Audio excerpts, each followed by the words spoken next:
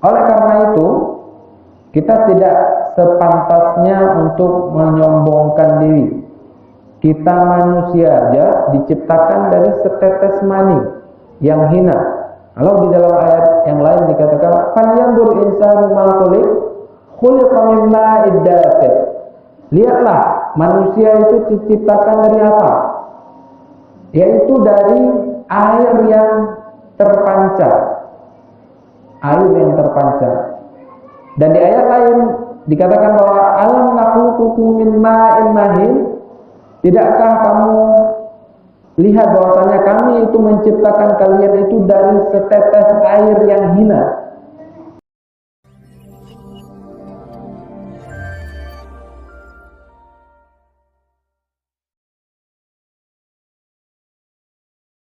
Pada pertemuan sebelumnya kita sudah menjelaskan sebab-sebab turunnya ayat ini, yaitu di mana Abdullah ibnu Ummi Maktum datang kepada Rasulullah SAW, yang mana posisi Rasulullah SAW ketika itu sedang berdakwah kepada kaum besar musyrikin.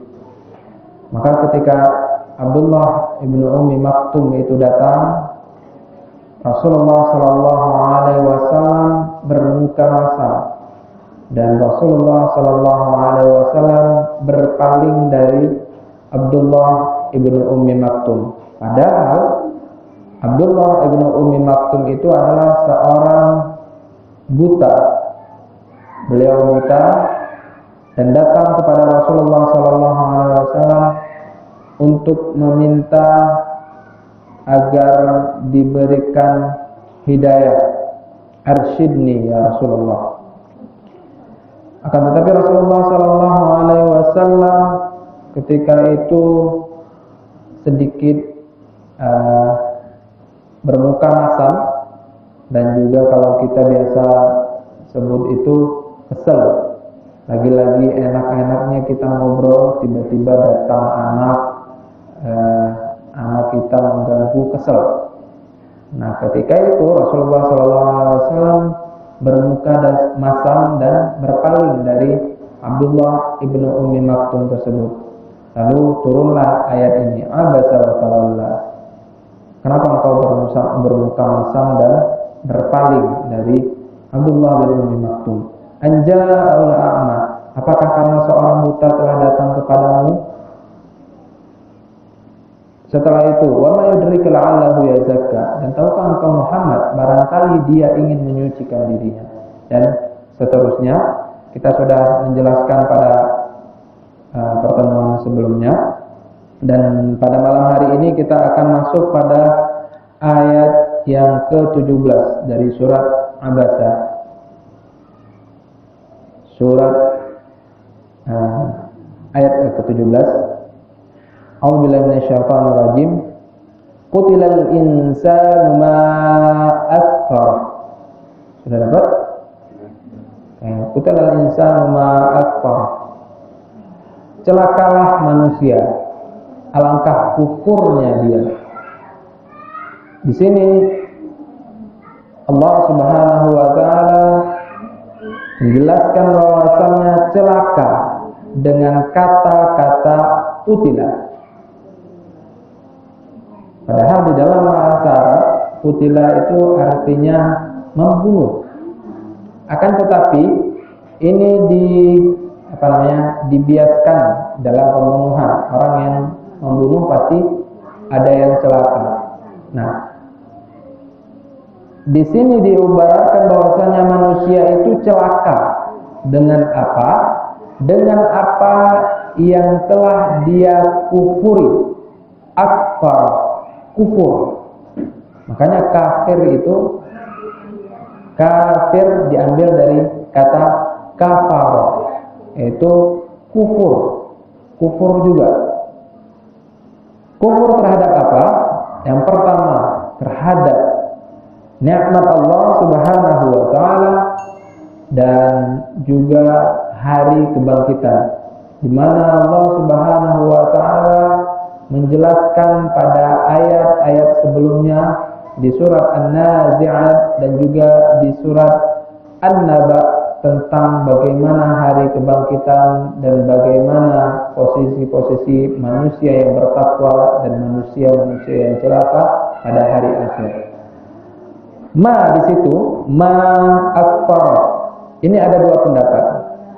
Ada yang mengatakan bahwasanya ma di sini adalah ma ta'ajjubiyah.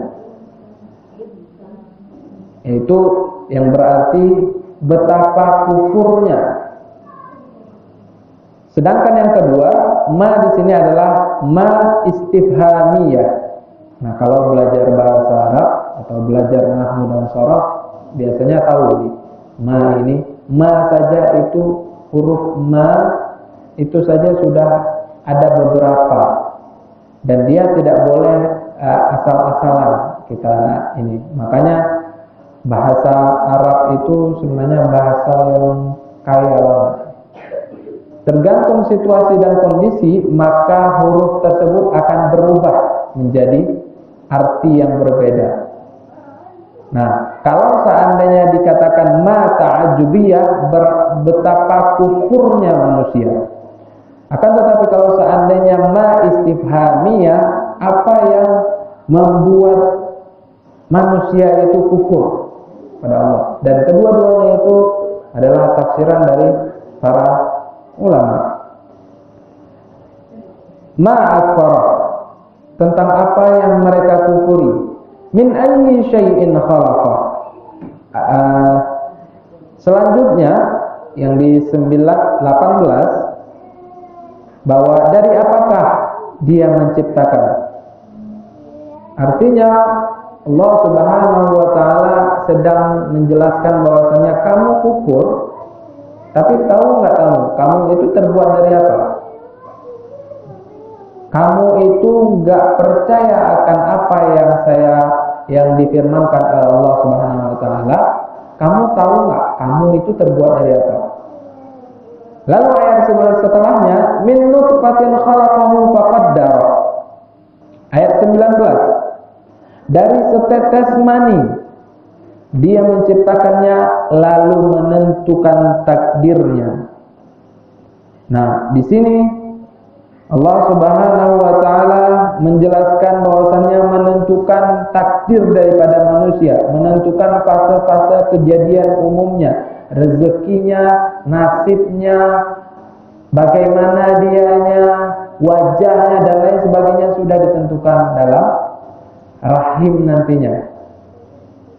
Oleh karena itu, kita tidak sepantasnya untuk menyombongkan diri. Kita manusia aja diciptakan dari setetes mani yang hina. Kalau di dalam ayat yang lain dikatakan, "Falyanzur insanu ma khuliq, khuliqa min ma'id dafiq." Lihatlah, manusia itu diciptakan dari apa? Yaitu dari air yang terpancar. Air yang terpancar. Dan di ayat lain dikatakan bahwa alam nakhluqukum min ma'in mahin. Tidakkah kamu lihat bahwasanya kami itu menciptakan kalian itu dari setetes air yang hina? Air yang hina. Diciptakan manusia itu dari setetes air yang hina. Lalu kita sebagai manusia menyombongkan diri seakan-akan kita bisa menciptakan diri kita sendiri. Padahal kita adalah ciptaan daripada Yang Maha Kuasa. Maka sifat-sifat kesombongan itu sebenarnya tidak layak disematkan kepada seorang muslim. Bila dia seorang muslim, maka selayaknya lah dia menjadi seorang yang tentu beriman kepada Allah dengan penuh rasa yang paling dalam dari hatinya. Lalu dia meyakini bahwasannya Allah Subhanahu wa taala lebih besar, merendahkan dirinya karena dia bukan sesuatu, dia hanyalah seorang manusia yang diciptakan Allah Subhanahu wa taala dari setetes mani atau setetes air yang sangat hina. Ma'asyiral muslimin, jemaah salat maghrib menjelang isya yang dirahmati Allah Subhanahu wa taala. Ayat selanjutnya, ayat ke-20. Tsummas sabila yassara. Kemudian jalannya dimudahkan. Setelah orang-orang kafir mendengar adanya hari kebangkitan setelah mati, mereka merasa heran dan mengejek, sebab menurut keyakinan mereka tidak ada hari kebangkitan.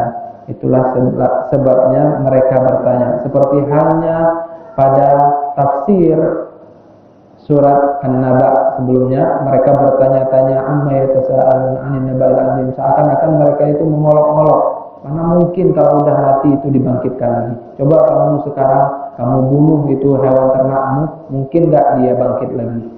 Ngolok-olok seperti halnya mereka itu tidak percaya akan adanya hari kebangkitan. Namun Allah Subhanahu wa taala menjelaskan, kalla, pasti, itu pasti kalian itu akan dibangkitkan nantinya. Nah, tsumma sabila yassara, dan pada ayat ke-20 ini kemudian jalannya dia mudahkan. Sudah Allah Subhanahu wa taala menjadikan kalian dari setetes air hina, yaitu air mani. Setelah itu Allah juga yang mudahkan. Allah juga yang mudahkan untuk lahirnya.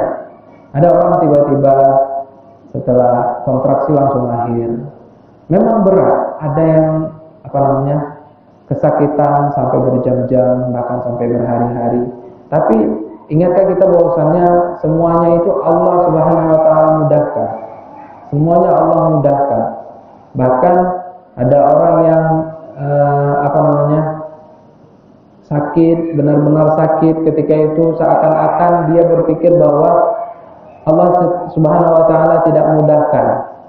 Padahal Allah Subhanahu wa taala lagi memberikan pahala-pahala untuk mereka yang melahirkan. Sebesar mana kesakitan itu, maka sebesar itu pula pahala yang akan didapatkan oleh orang yang melahirkan itu. Makanya ketika orang yang melahirkan itu meninggal, atau mereka ketika melahirkan itu meninggal, ada kejadian seperti itu, maka mereka dianggap juga syahid, syuhada. Mereka telah berjuang untuk melahirkan seorang keturunan mereka, dan mereka rela untuk nyawa mereka sebagai taruhannya. Allah Subhanahu wa taala memberikan ganjaran yang setimpal juga bagi mereka. Maka semuanya itu Allah mudahkan, Allah mudahkan. Dan kebanyakan orang hanya menunggu ketika lahiran, mereka menunggu, apalagi yang suaminya atau dari pihak suami, mereka menunggu, istilahnya itu ya udah sebentar lagi kan akhir, nunggu. Seandainya mereka meminta atau mereka mengangkat tangan seraya berdoa kepada Allah, ya Allah mudahkan, mudahkan, mudahkan. Atau kalau seandainya mereka tidak bisa mengangkatkan tangan, dalam hati mereka mengatakan bahwasanya ya Allah permudahkan, ya Allah permudahkan, ya Allah permudahkan. Doa, berdoa sebanyak-banyaknya ketika itu, maka Allah Subhanahu wa taala pasti akan mendengar.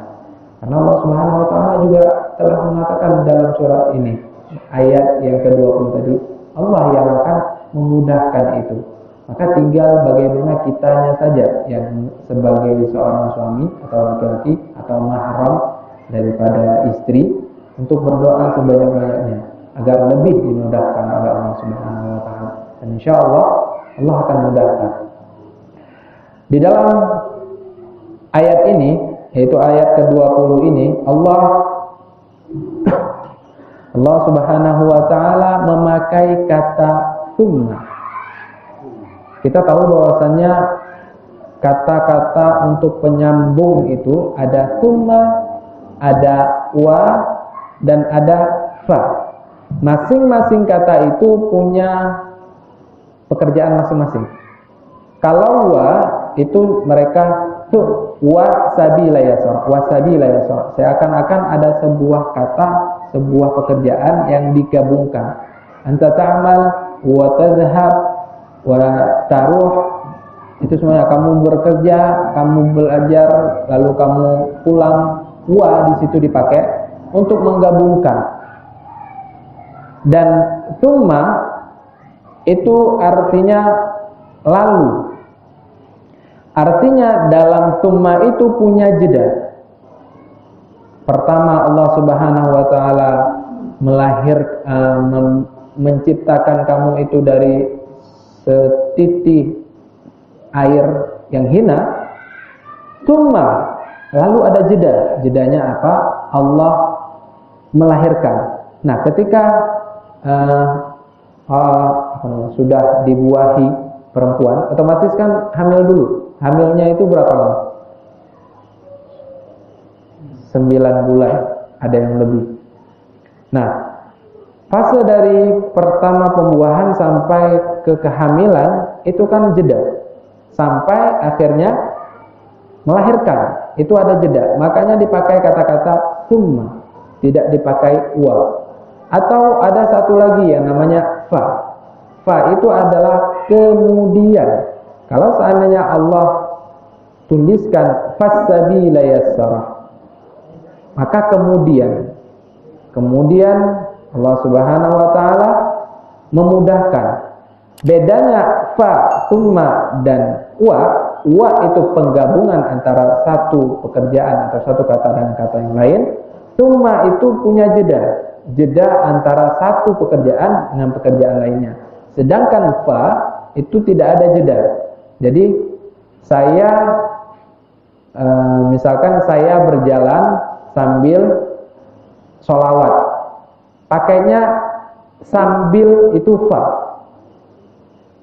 berbarengan dia. Jadi tidak ada jeda.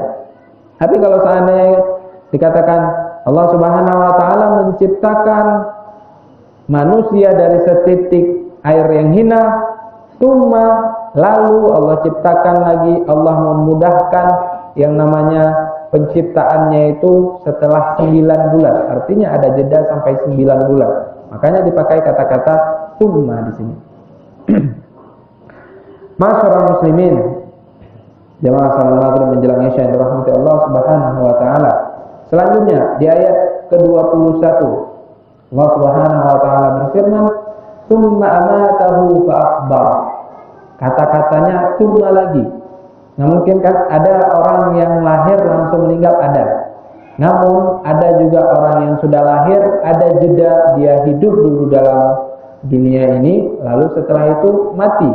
Pakai kata-kata tsumma lagi di sini. Tsumma amatahu fa akhbar. Lalu dia meninggal dan Allah Subhanahu wa taala menguburkannya. Jadi tsumma amatahu fa akhbar. Kata-kata di situ ada fa. Coba dilihat ayat 21 itu. Ada tsumma dan ada fa. Tsumma amatahu fa akhbar. Itu artinya bahwa orang yang sudah meninggal maka harus segera dikuburkan. Segera mungkin. Jadi kata-kata fa di situ memang tidak ada jeda. Kalau bisa setelah meninggal langsung dikuburin, kecuali kalau seandainya ada hal yang lain yang memang butuh untuk menunggu, itu lain sifatnya. Tapi kalau seandainya ada dari orang muslim, seorang muslim meninggal, maka kalau seandainya dia tidak punya tanggungan ataupun tidak punya hal yang lain untuk ditunggu waktu penguburannya, maka bersegeralah untuk dikuburkan. Seperti itu.